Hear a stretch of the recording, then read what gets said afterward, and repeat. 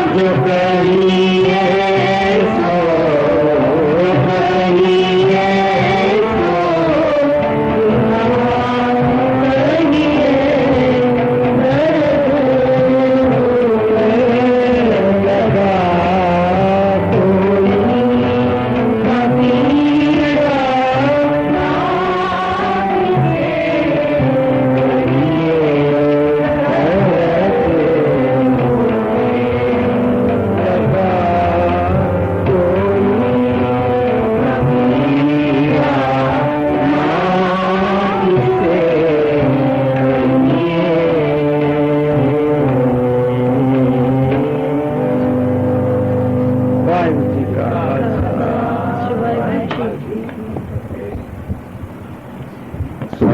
वाहिगुरु जी की फतेह की है। कविता है जित वल नजर उते वल सज्जन। जित वल नजर उते वल सज्जन। जिथे नजर जाती है उथे ही अपना सज्जन प्रीतम प्यारा नजर आंदा है। समदृष्टि है, ऐसा ख्याल उन्होंने अपनी कविता विच दिता है। लिखते नैना दे विच सज्जन बहाया, नैना दे विच सज्जन बहाया, ओ हेठा नूं तस्या। दर्शन जो कीते, जिस तरह शब्द पढ़िए तो शब्द का बाण हिरदे में कील जाए, विन जाए। नैना दे विच सज्जन बहाया, ओ हेठा नूं तस्या। तस्या अंदर ले दे अंदर। एक अंदर है, एक अंदर ले दा भी अंदर है। मन दी डूंघाण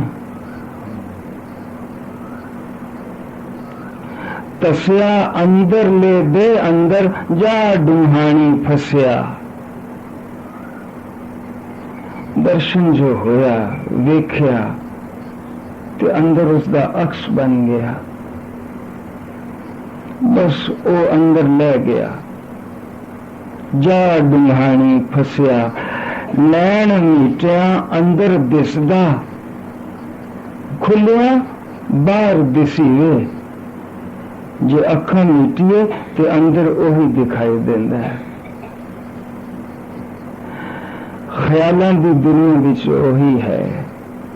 ऐसा सज्जन नैन मीटिया अंदर दिसदा, खुलिया बाहर दिसीवे। जित वल नजर उते वल दिसदा, वण तिण सज्जन वसया।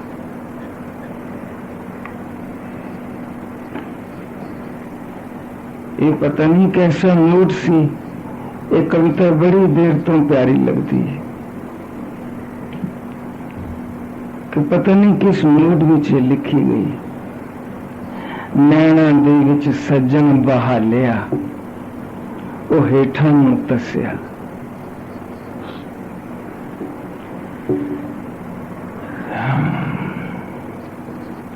सिवाय ब्रह्म दे, सिवाय उस प्रभु दे कौन हो सकता है सज्जन। सिवाय गुरु शब्द दे उपदेश दा कौन हो सकता है वो सज्जन। कोई सज्जन, सब ठगौतियां।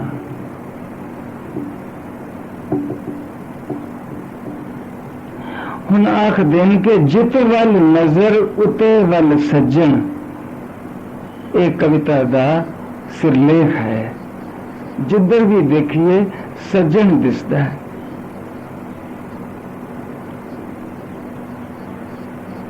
अंदर देखिए ते अंदर, बाहर तकिए ते होर कोई नहीं सिवाय उस सज्जन दे।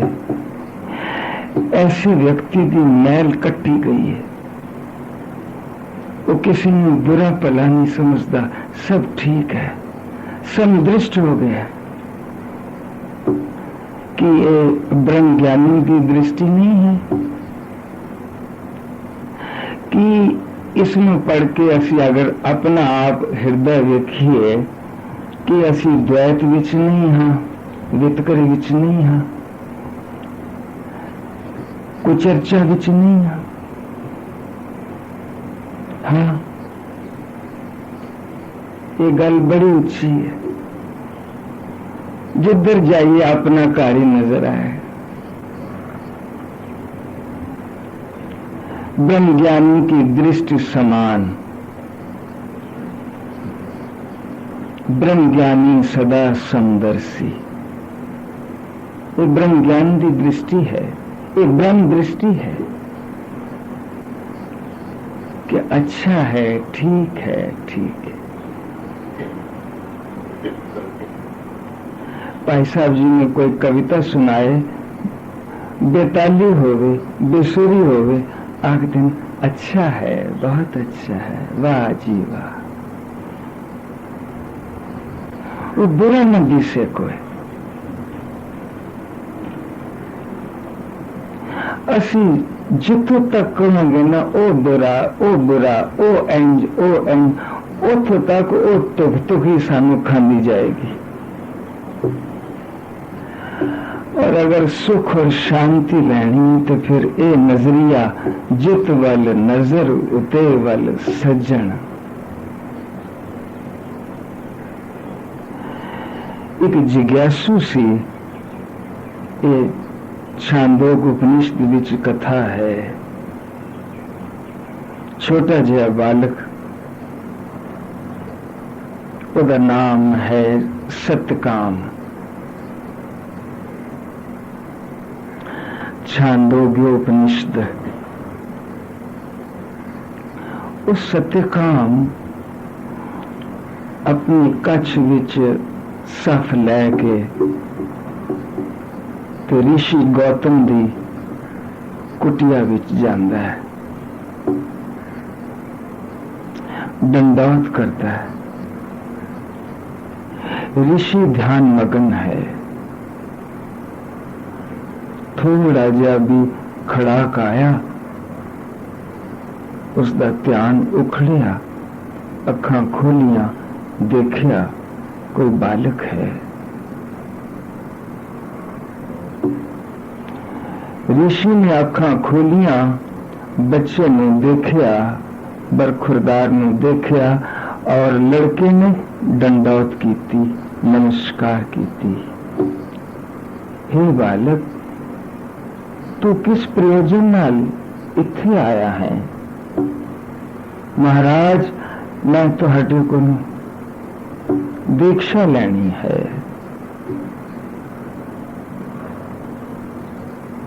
मैनू तुसी ब्रह्म विद्या दी दात बख्शो। ऋषि देखता कि इसके चेहरे ते कुछ संस्कार हैं। वो पिछले जन्म का ही जिज्ञासु टुरे आ रहा है, ताही बचपन विच इस दे विच रब दे जानन की जिज्ञासा है, उत्कंठा है, तड़प है, तीव्र इच्छा है। हे बालक, तुम अपनी माता पिता संबंधी साख सैन सब छड़ आए। महाराज, कौन साख सैन, कौन संबंधी, कौन माता पिता? मैं इकल्ला ही हाँ। कोई माता पिता सिद्ध नहीं हुंदा, कोई भरा, कोई भैन, कोई साख सैन सिद्ध नहीं हुंदा। कोई नहीं है वास्तव दे विच। मैं आप जी को ब्रह्म विद्या वास्ते आया हाँ, तुसी कृपा करो। ऋषि गौतम बड़े इत्मीनान विच आया कि बच्चा तो बिल्कुल ही संस्कारी है, मोह रहित है, भ्रम रहित है। गौतम ऋषि ने आख्या कि फिर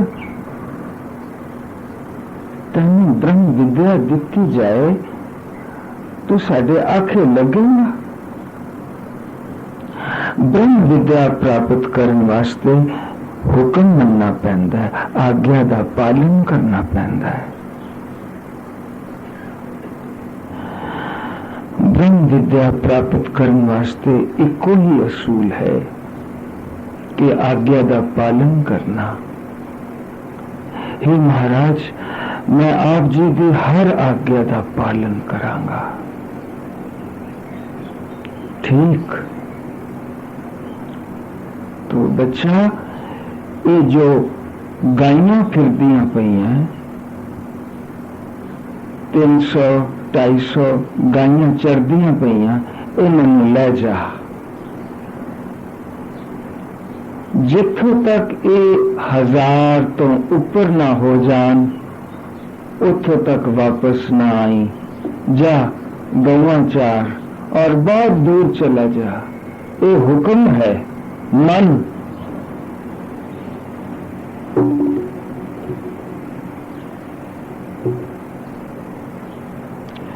गुरु महाराज अपनी बाणी विच फरमांदे ना,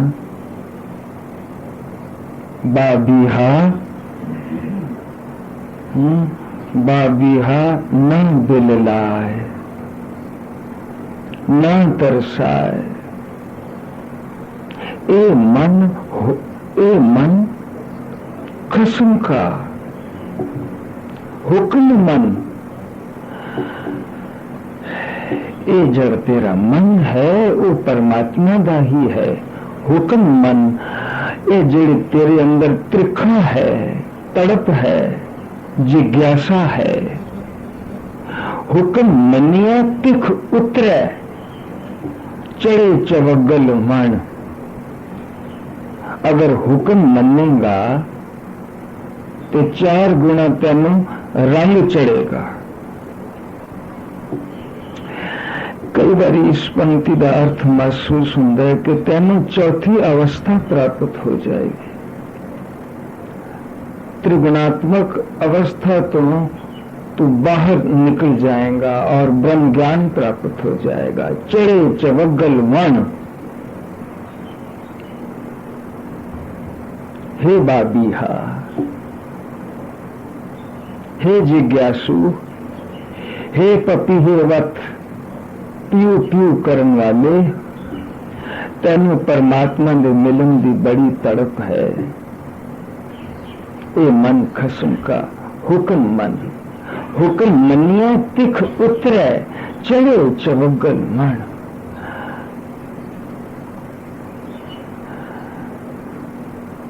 सत्यकाम गौवां नू लैके चला गया।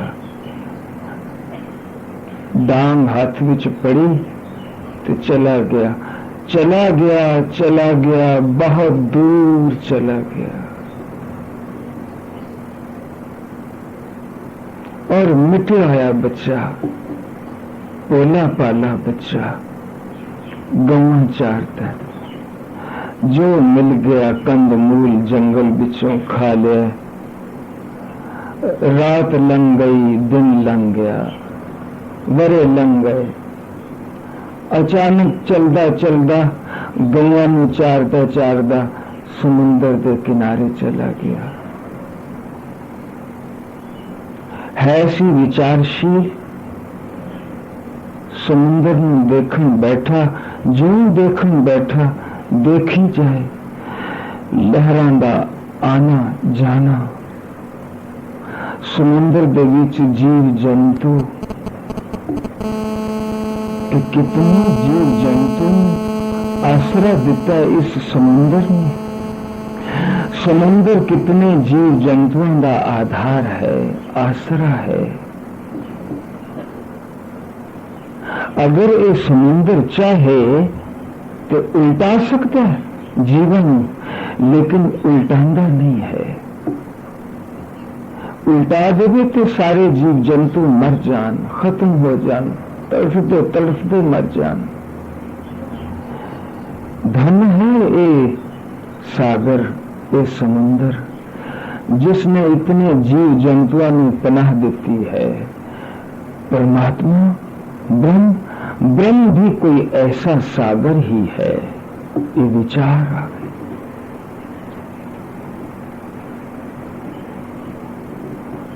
पातशाह आखदे तुम सागरो रत्नागरो, हाँ सार न जाना तेरी राम।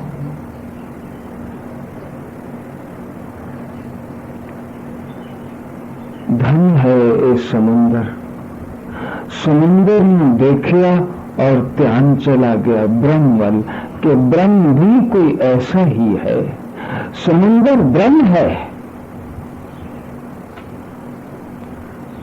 फिर चलिया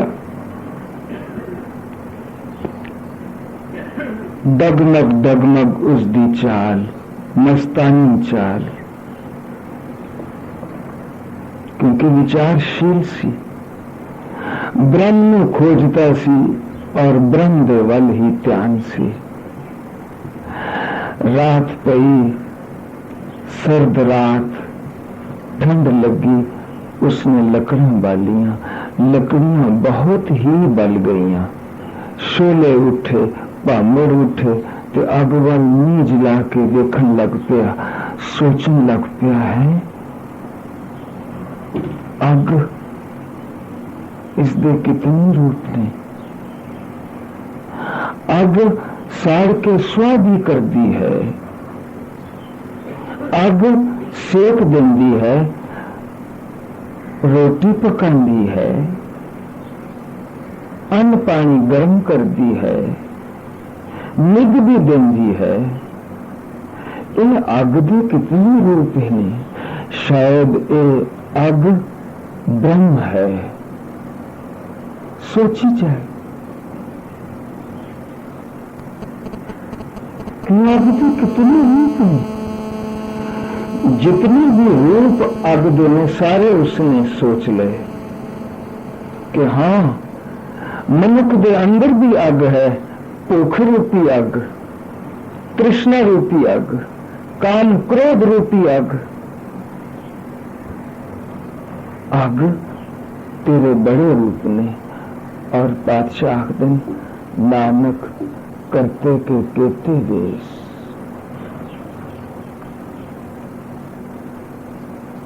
सत्यकाम फिर टुरी जाए। अग ने भी ब्रह्म समझ लिया कि अग भी ब्रह्म है।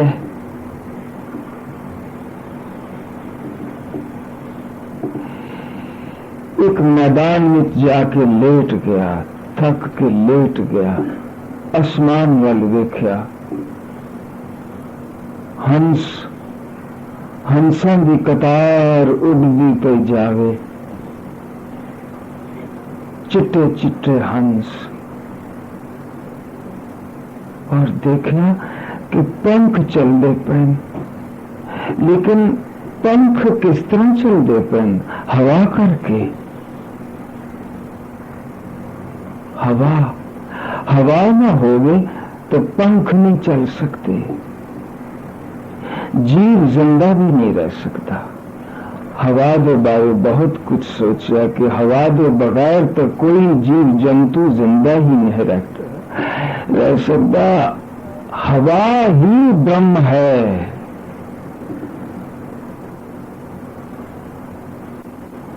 और सत्यकाम जी ने अपना सफर जारी रखा। टुरते चले गए। अचानक जंगल विच पहुंचे।